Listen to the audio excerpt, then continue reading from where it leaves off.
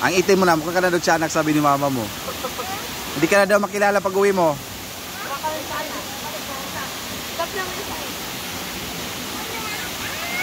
Uwi na tayo.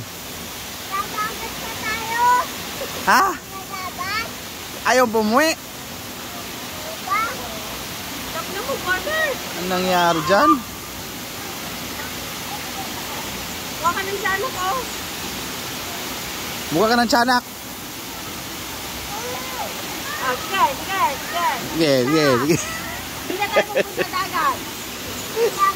Ha? Sige, maligo ka na doon.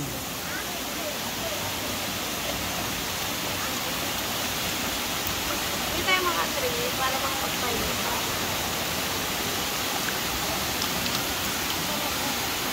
Ang kailangan ng motor mo kay Ate Pwede. Oo, hindi. Ayaw ko. Nakakatakot. Tingnan ang motor na, walang play, no? Hindi, saka nakakatakot.